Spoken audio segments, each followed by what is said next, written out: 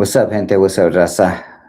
Let's talk about these California election results, and later on we'll probably do a whole nationwide, result, or talking about those results and what happened at the national level. But I want to talk about California because we are a big state. It's the most richest state. If you haven't heard this yet, we broke off. We'd be the third richest country in the world, and a lot of power here, a lot of economic power and financial power. And with that said, I'm going to talk about these results for California governor, specifically Javier Becerra. And what about that situation? I want to address a couple of questions, especially going to the first one. Was he the best candidate? We'll talk about that. Number two, is it about identity politics? Just because he's got a name like Javier Becerra, Xavier Becerra, Chicano. We'll talk about that. Uh, uh, was it this about vote blue no matter who? Well, we'll talk about that too. And I'll make my point about this because in the end, the truth is, Raza, and I might as well say here, we're just not organized. We are not organized, and be real, be blunt. We are not ready to take on major parties. And I'm talking about us as a community, as a people. We've had third party candidates. We'll talk about that. We've had La Razón in the back in the day who ran candidates, but they organized that back then. We are not organized, and so that's my point today. But I definitely want to address these questions here, and then finally, where do we go from here, right? So let's take it. Let's take it with the first question. Was Javier Becerra the best candidate for California governor on all the issues, on even maybe the majority of the issues?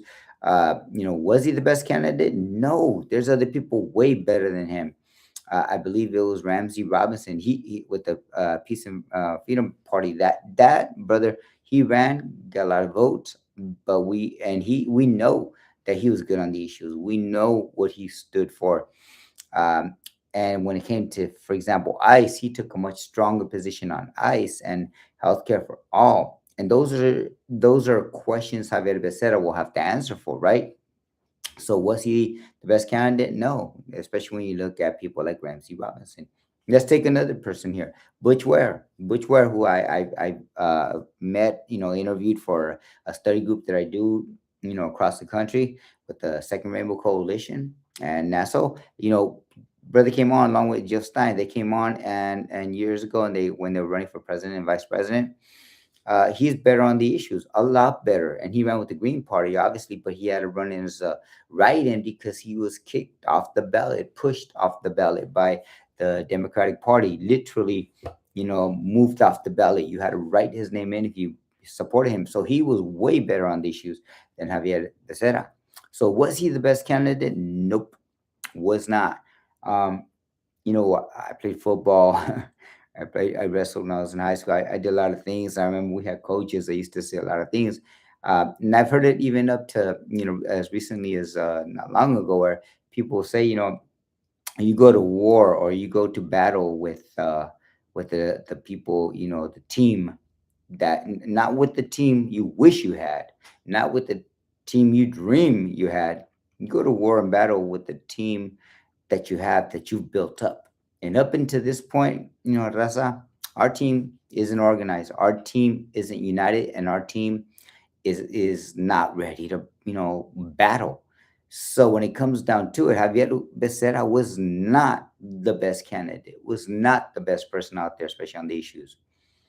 So why would people vote for him? Why would I say, hey, at this point, he's the best bet to vote for, right? Why would some people? Well, because it's, politics is a game, but it's not a simple game, fun and games, and not everything is fun. Politics is dirty, and politics is brutal, and politics is power. Politics is war without the bloodshed, basically, as Chairman Fred Hampton the Black Panther Party in Chicago once said. And it's true. Politics is brutal, and we got to go to war with the team we got. And at this point, there's a couple of people on this ballot who I definitely disagreed with. For example, let's start out with Tom Steyer, a billionaire who just 4 years ago didn't even believe in healthcare for all. right? How can a 60-some-year-old man not believe in something, and all of a sudden transforms, and now he believes in it? He got rich, wealthy, made billions off the same prisons we talk about, and the same arrests and deportations and brutalization of our people, along with other immigrants and people being rounded up regardless of where they come from. He got wealthy off that misery, off that, the sick practice, right? How and now he, flipped, turned another leaf. Some people are like, yeah, but he's a class traitor, and that's what we need. And yeah, he's a class traitor now, but where was he 4 years ago? Just 4 years ago, he's a class traitor now, at least on paper. That's what he's saying. Personally, I don't trust billionaires. I know it's been being asked, should we allow, or should we even allow billionaires to exist? Personally, I think billionaires, a lot of them, I don't know billionaires, to be honest with you, but just based on the track record, billionaires are selfish people. They're evil people. I don't care which billionaire you're talking about. They got an agenda. They're billionaires not because they got lucky. No, they're billionaires because they exploited the hell out of workers. They're billionaires because they took advantage of laws not to pay people health care. Billionaires because they pay people less, or discriminated, or fired people, broke up unions. That's why they're billionaires. They're billionaires because they invested that money maybe their fathers gave them or mothers gave them when they were born, right? Like Donald Trump, that guy's a criminal. We know he's a stupid billionaire, but the fool is a criminal, and that's how he's become a billionaire, even as we speak.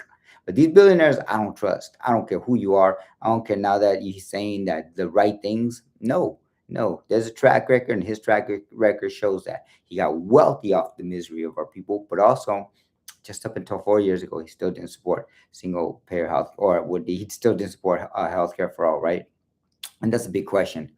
So there's a couple of people on this list. Obviously, Hilton, this fool from England, of all places, right? Fox News, talking head. He makes it, he got enough votes. He's second. He's going to be in the runoff with Becerra. Now, obviously, I have nothing in common with that fool. I mean, if there's one thing, maybe it's gun rights, I guess. I don't know. I don't know where he stands on that, to be honest with you, because I've been to England. And the truth is, a lot of people in England, they themselves don't believe in gun rights. So I don't know. But I just know I don't stand with him.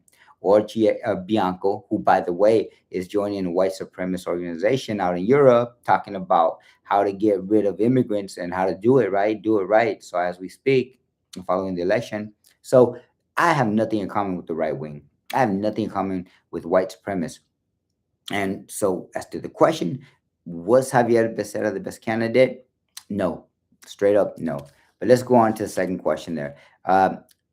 Is it about, is it about ID or identity politics? Identity politics is where people will side with an election, a presidential candidate, or a governor or mayor, a person running for office, or will side with somebody just based on their identity, because you're Chicano, you're Mexican American, you're Puerto Rican.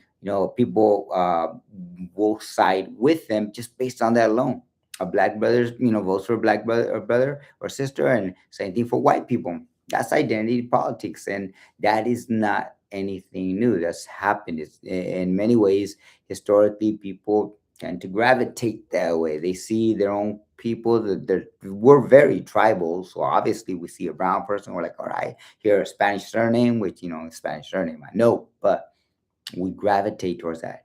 And that's called identity politics. Is that what was happening with Javier Becerra? Especially when I said that's our best choice right now last week. And my answer is no. No, this is not identity politics, because the truth was, if I had a choice, especially with ranked choice voting, where you could eliminate all this foolishness that we're trying now here in California, called the jungle primary, where the top two winners come out on top. No, if my first two people I would have voted for would have been Ramsey Robinson and Butch Ware, and maybe flip those two. I don't know, but I definitely would have voted for Javier Becerra. He would not have been in those top two positions. I voted for Claudia de la Cruz, and yes, she's, I believe, Dominican, sister Dominican. But hey, I know her. She's not Chicana, but I know her, and I know she stands. When we vote for people, it's not about identity politics, and it shouldn't be. We know that much. And just because the brothers Brown doesn't mean they're down, and we know that. That's why. So this is not about identity, because at the end of the day, too, we're looking at what issues are up for grabs, what consequences these elections have, and they do. Elections have consequences.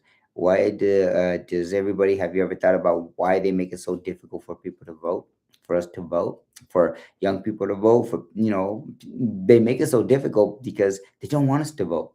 Voting is a power. It's a type of power. There's all kinds of power. There's economic power. There's spiritual power or religious power if you're religious. There's cultural power with the arts, with academic and intellectual power with engineering degrees and things like that, or PhDs to teach English, or when you get that kind of power, or you simply learn to speak English, another language for that matter, a third language or whatever. That's power. So there's all kinds of power, but there's also, just like there's the military power, by the way. We got military power, which means the gun, right? Or worse, on the weapon scale, right? Weapons of mass destruction. That's some serious military power right there. But I'm talking about here, we're talking about electoral powers, voting, right? So voting has consequences. Elections have consequences. That's where we get people like George W. Bush. That's where we get people like, yes, even Trump and Biden. And I'm going to mention them too. And I'm not saying Obama was good and all them were good, no, but that's where we get the worst of the worst, right? Where they do some stuff, they appoint or fail to do the job they could do, or they appoint people that will be there for 50, 40 years, like federal judges and people in federal positions to do crazy things, like invade a country like Iran or Cuba or Mexico, right? That's power, because these people get into power, and now they put people into power who are going to okay that invasion of Cuba, if that's what's going to happen, or going to okay and say, oh, it's okay for Trump to invade and kill the leader of Iran, that foolishness. So elections have power. So it's not about identity. No, just because the brother's brown don't mean he's down. Nope, nope, nope, nope, no. Let's get that clear right here, right now. All right. All right, number three. So was this about vote blue no matter who? And the answer is no. I've never been that person. I would never tell people to do that. I know, and I'm pretty sure, I know the Lord has been on the news a lot supporting Javier Becerra. She was there when he won. She endorsed them, officially did that whole thing. And Dolores Huerta has always been that person that says, yes, vote blue no matter who. And there's people who say, yeah, just vote blue, because the Republicans are going to do that too. And to an extent, yeah, makes sense. The rationale makes sense. It makes sense. It's a game of numbers. It's a game of power, right? Of gambling, where you're gonna take, you're gonna hedge your bet. Okay, what is the probability versus the possibility? Well, anything's possible, but is it probable? And so that's why Dolores Huerta, I know, says vote blue no matter who.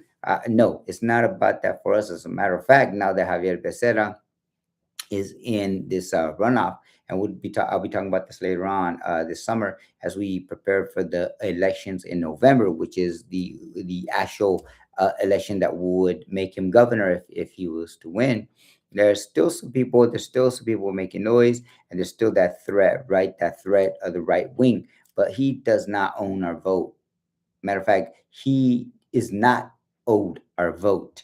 The strategy to get rid of Steve Hilton on the right wing, right? The Trump endorsed candidate from England. The strategy to eliminate somebody like, the billionaire Steyer. That kind of strategy is important, because at the end of the day, we got to live with this, with the consequences. And yeah, is it a voting for the lesser of two evils? I would never tell you no, because that's exactly what it is. But this world is full of evil, and we have to make these choices every day. And I did some volunteer work with a lot of people on harm reduction, and I went out there to the streets for years, handing everything from food to tampons to water to yeah, even devices to help people get off, save a life. I won't mention the names, but basically to save a life, because people are overdosing every day. And some people were saying, well, you're just, all you're doing is enabling these people to continue to use drugs, continue to, no, no, no. I voted to legalize cannabis in California because, not because I use it, because I don't. Anybody who knows me knows that I OD'd at the age of 13. I don't know what happened that day, but I know I was left for dead, and I have never touched drugs since then. I still, and I've been triggered by everything from a simple joint to hard drugs, and yeah, seeing people OD is an ugly thing because I've been there at 13 years old, so I know what that is. So harm reduction, I know, with drugs, it's a serious thing, but harm reduction, it is something that sometimes we do have to provide to people. What do we do? We start, do what that fool running for LA mayor says, deport the people on the streets, deport the homeless, or as he says, we'll put them to work, force them to work, force these homeless, and that there's no homelessness. No, people are sick, they need help. And if it means harm reduction, that's what it means. So when it comes down to eliminating Chad Bianco, eliminating the billionaires, eliminating Hilton, trying to do that, that's harm reduction right there. That's as far as I'll take that, but it's not vote blue no matter who, because you will not ever hear me say that. Now, was it corporate? Definitely, this is corporate. These politicians, whether you're a Democrat, a Republican, a Green, these are corporate parties. I had to break it to everybody out there who just found out, but the Democratic Party is a corporation, just like the Republican Party is a corporation, and the Green Party is a corporation. The truth is, you could donate via Visa, and they'll take your money. And the Supreme Court has basically declared them to be a private corporation. That if they don't want you to be their candidate, despite the voters who pay dues voting and electing somebody, for example, Bernie Sanders ran as a Democrat years ago. He actually won the the votes left and right. He should have been the nominee, but Hillary Clinton got that opportunity. Why? Because the billionaires and the millionaires who fund the Democratic Party wanted her to be the person to run against, Trump, and not Bernie Sanders. Think about that. The Supreme Court said that the Democratic Party is a corporation, and just like all other political parties like that, they do not have to honor anything that the members have voted for because they're a private corporation. I hate to break it to people. We live in a capitalist system. That's why I do enjoy and I do love hearing about Cuban politics when I'm there. Or, even the Chinese, man, they got a system where they eliminate a lot of that, where you don't use money to influence people. Well, America, since 2012, Citizens United case, and even before that, has been allowing corporations to be recognized as people too. And because of that, a corporation, they have rights. The Supreme Court, especially this one, has said. So be careful, everybody. This is not about it's not about a fantasy land where you're going to get the party of choice that you dream of. No, this is the reality where we're dealing with corporations, and if that's one of the battles we're left with, is how we're going to fight this game. And you got Democrats. I mean, if you had a Green Party, like if they would not have kicked Butch Ware off this ballot, thanks yes to the Democratic Party, I would have voted for the brother, but he was not even on the ballot. That was a realistic question. I'll get to that. A realistic question that rose, and a choice that people had to make. Okay, so let's move down here. So what's the point here of me talking to everybody? And the point is that, at this time, when we're just not organized, Raza, we are not organized. Let's be real here. We are not organized as a community, as a people with common interests, working class interests, because there's not a lot of billionaires out here, pushing for our agenda, right? We are not organized, whether it be the student movement, uh, although they're probably better organized than us politically. We are not organized on the issues, or educated for that matter. Some of us don't even know the difference between, Steyer and what's his name, Becerra, and Butch Ware, or whoever ran. People don't know the issues on the question on the issues. There were like 61 people on the ballot. It's pretty wild there. It's overwhelming, and a lot of people, they just want to, cast their vote if they vote, and other people, they just don't vote. And because we are out organized, or at least we're not organized right now as people, we are not even on the same page. And even if all of us did vote on the same page, Are we organized on those same issues? Still have to resolve that. I think we'd be better ready to answer that question once we organize. So let's be real. We're not organized at this point in time in history. We have to be real about what our choices were. Do we get the Fox News guy? Do we get the guy from England, right? Trump endorsed, white supremacy idiot, or do we get Javier Becerra? Because that's what it was looking like, or the billionaire. You know my thoughts on the billionaire. I am not going to support a billionaire this time. And some money came. I saw some of that money coming into our community. I was confronted with some of that money. Oh yeah, that was not cool. That was not cool. I felt like, man, you can't just come in here and buy people. But guess what? Enough people took that money because people got to work, they got to pay the bills, and some people took that money to campaign for the billionaire. So we are out organized at this point. Um, so what now? What now? Well, as I mentioned before, and I mentioned many, many, many times, politics, it's a numbers game. Literally, 51% is winner over 49%. Basic mathematics, right? 51%. 50-50, it's a tie. That means nobody wins, right? 50-50, it's a tie. You got to get 51% to have things go your way. And that's generally throughout the country, throughout the city and states. The truth is, too, at the federal level, they can switch that and say, no, you need 66%, you need a supermajority, right? That's what they call it. But the truth is, 51% still greater than 49%. Why do you think the Meta billionaire founder, Zuckerberg, and others, they supposedly are no longer running those companies, but they own 51% of the shares? That means they will always be in control of that multi-billion-dollar, corporation. So it's a numbers game, mathematics, and that's what this election came down to people voting and people not voting. And what do we stand to lose?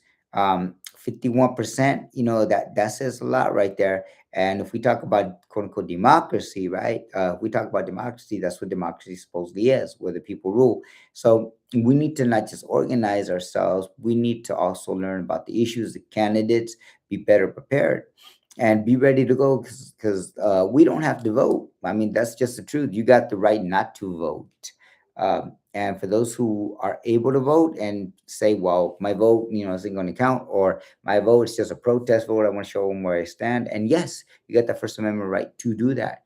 But at the end of the day, some of us still have to, and a lot of us still have to live with the fact that our choices are going to lead our people one way or another, and it may not be good. And the consequences, as we can see with Iran war, the gas prices, for those people who say, I don't care, all I care is about, my gas pump, or how much money I'm gonna take home, how much money they're taking out, how much money I'm being taxed. Some people don't care about human rights. Some people don't care about immigrants' rights, women's rights. Some people don't care about any marginalized communities' demise under Trump or any other president. All they care about is the money, the bag, right? And these people are shallow people. They are shallow people with little values other than money, and they think that that's all that matters.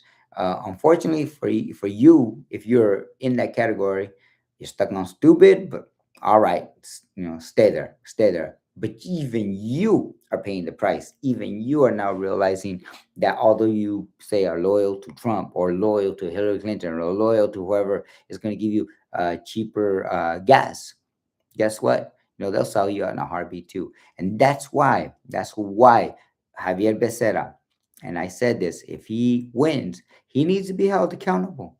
And we got 6 months until November, a couple months actually, to basically make sure that we hold him accountable. If he wins, we got to hold him accountable, whether you vote for him or not. You got to hold him accountable. That means we need to be more involved, more educated on these issues, and more aggressively, letting them know, and involved in our community, so people know that our vote carries weight. And if you can't vote again, if you want to do it in a different way, some people, they can't vote. Some people, all they got is money, right? And that's the only way they can contribute. Fine. All they got is maybe food to donate, or maybe you got time to give, or but are you're an artist and you're super talented, so you can donate your services. Awesome. Voting is not the only thing for us, or tool for us to liberate our communities. That's never going to happen just through voting alone. And I would never tell people that. No, voting alone is not going to liberate our people or anything. And there's other ways, but we cannot deny we would be violating our duty to the community and to the people. We'd be violating our oath to people if we just neglected or ignored voting, because to do that is like leaving money on the table when you could have used that, or leaving a tool in the toolbox when you could have used that to fix your car, or leaving maybe a scalpel or a surgical knife.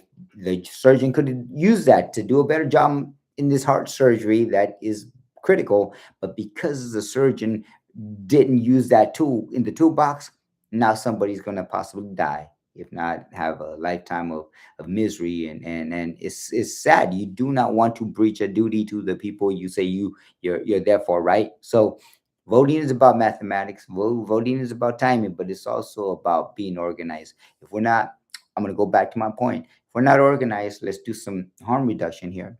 If we're not organized, let's start, reading up and educating our gente and ourselves. And if we're not organized, voting is going to liberate us. Um, but we got to get organized, because at the end of the day, we do have to fight this battle. And um, I'll leave it at that. I got something else yet to come. At this point, been going on about half an hour almost, and I just wanted to share that with everybody. At least those of you who reached out to me, especially those who I know um, don't comment, those who come to me personally, and especially those who are sincere. Those of you who are asking for guidance and said, "Hey, I've never voted before. It's my first time. What am I voting for? Who do I vote for?" And they're overwhelmed with all these names and issues and candidates, and I totally understand. When I first started voting, it was overwhelming. And some people, that's why they just give up. They give up.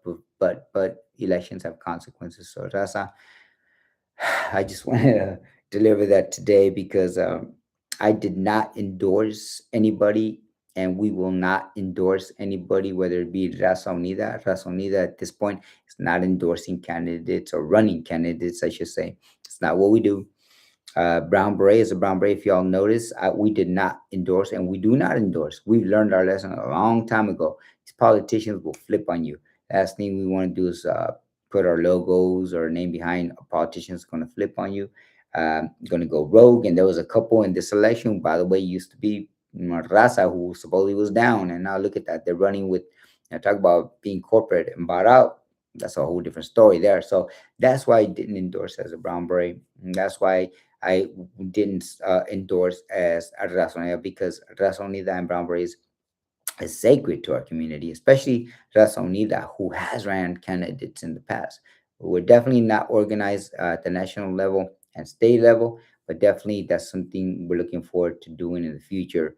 So stay tuned. And as far as Brown Berets are concerned, Brown Berets, they're an incredible group. Historical organization, really has come a long way since the 1960s and 70s. And I say that because in the future, people have been coming to us, and people are going to be coming to us for guidance. But we are not going to tell you to run somebody. We just, we know better than that. We support causes. We'll be there for people, the community, right? Like we've been in the past when the Proud Boys threatened to attack voters, and I think it was 2020 during COVID. We put out a statement, and sure enough, we made sure to let people know that we would be there, and some of us did. Some Brown Berets did assist people, kept guard, or at least watch things to make sure that things were safe. Because at that point, that's as far as we can go with that. We're not going to go up there and hold a sign for Javier Becerra with our Berets. We're not going to go up there and hold a sign for any candidate. No, we're not going to do that. It's a sacred oath we take, and we're there for the community. And in the past, our elders have shown us and proven to us that they could use this, and we don't want to be used, and we won't be used. Those two parties, or I'm sorry, those two organizations I mentioned, because I think it's important that you all know I'm transparent about that. And someday I'll do strictly elections, and from my perspective. But as far as those two organizations are concerned, That's why I did not endorse or will not, and we will not endorse, because this is politics, right? We got to do it right. So, with that said, I just wanted to give everybody my thoughts on Javier Becerra. What next, right? Let's organize. Let's get ready for the next round. Are we going to be ready? Maybe we're not. We're going to have to look at these numbers games again. So be ready for that. But I definitely want people to start researching what is a an election, governor's election coming down to in November. Because if you haven't kept track about what's happening, I got a feeling, mark my words, Donald Trump is going to try to steal the election, going to try to cancel elections, and going to try to basically give it to somebody like Steve Hilton. Or heck, he might even make himself king and say no elections, not in California. He's already started to say that they're rigged, right? So be aware that that's coming. The man is crazy. I've said enough with that. I'm out. Que viva la raza. All power to the people. And I will see everybody soon, I hope.